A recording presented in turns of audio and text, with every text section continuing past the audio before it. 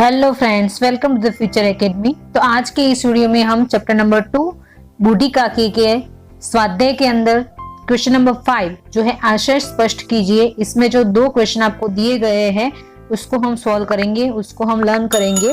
ठीक है, तो चलिए आज का वीडियो जल्दी से स्टार्ट करते हैं।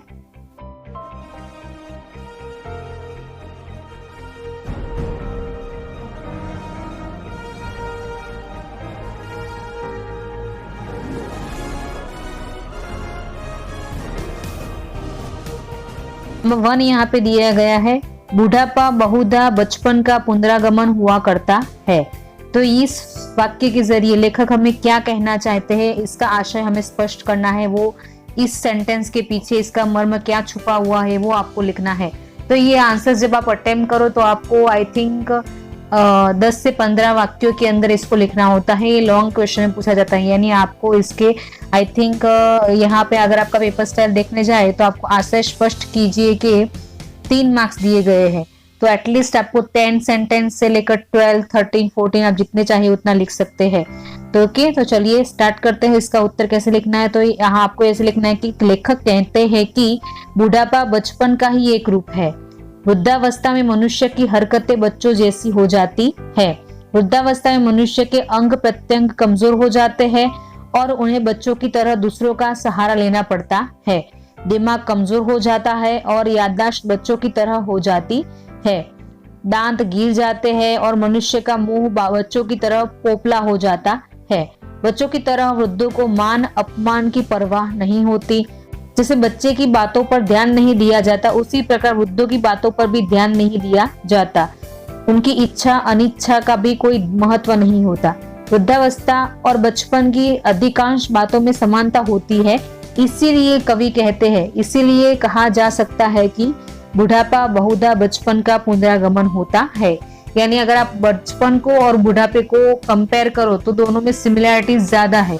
वो दोनों की नादानी ज्यादा होती है, उनके अंदर एक बचपना लौट आता है। जैसे वृद्ध जैसे होते हैं वैसे वैसे जैसे उनकी एज बढ़ती जाती है वैसे वैसे उनकी बचपने वाली हरकतें हो जाती है। जैसे उनका दिमाग कमजोर हो जाता है, याददाश्त थोड़ी कम हो जाती है, उनको बच्चों की तरह दूसरों का सहारा लेना पड़ता है, उनके दांत गिर गए होते हैं, मुंह थोड़ा सा पोपला हो जाता है वृद्ध होने की वजह से, और उनको मान अपमान की भी कोई परवाह होती नहीं है कि किसी को क्या लगेगा, मैं क्या करो कहता हूँ तो उससे किसी को फर्क पड़ेगा या नहीं पड़ेगा। तो उनके मन में जो होता है वो बोल देते हैं और उनके जो विचार होते हैं वो व्यक्त कर देते हैं। तो वो इसी तरह बच्चे की तरह हो जाते हैं।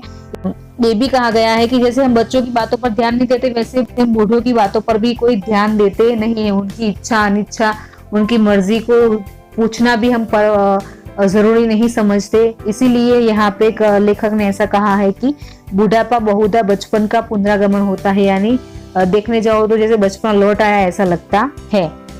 फिर नंबर 2 है, लड़कों का बूढ़ों से स्वाभाविक विद्वेष होता ही है। तो यहाँ पे इसका उत्तर आता है, लड़कों और बूढ़ों के बीच पीढ़ियों का अंतर होता है। हर बात के संबंध में दोनों की सोच में अंतर होना स्वाभाविक है। अधिकांश बूढ़े किसी बात को अपने ढंग से सोचते हैं और उसके बारे में उनकी अपनी धारणा बनी होती है।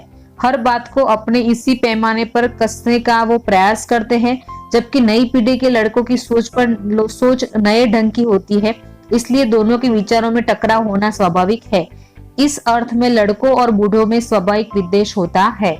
ये बात भी सही है कि जो हमारे बूढ़े हैं हमारे घर में या फिर जो लोग बूढ़े होते हैं उनकी खुद की एक मेंटालिटी होती है, इतने साल का उनका अनुभव होता है, तो उन्होंने एक अपनी सोच बना के रखी होती है। और नए जनरेशन के जो युवान लोग होते हैं, लड़के जो होते हैं, उनकी अपनी कुछ उनकी अपनी एक नई सोच होती है। तो इन दोनों सोच में कई पीढ़ियों का अंतर है।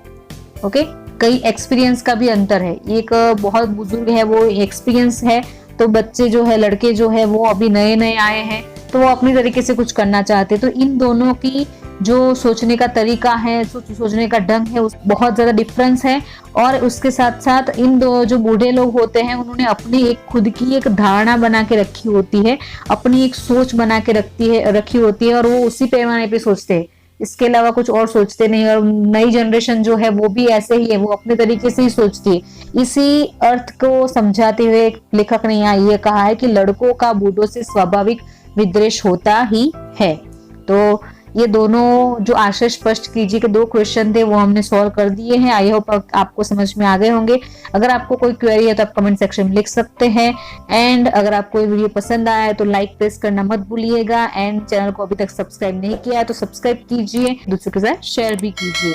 ठीक है, तो नेक्स्ट वीडियो में मिलते हैं। हम किसी और चैप्टर के आशय स्पष्ट के क्वेश्चन लेकर आएंगे और आपको समझाएंगे। तो तब तक टेक केयर, बाय।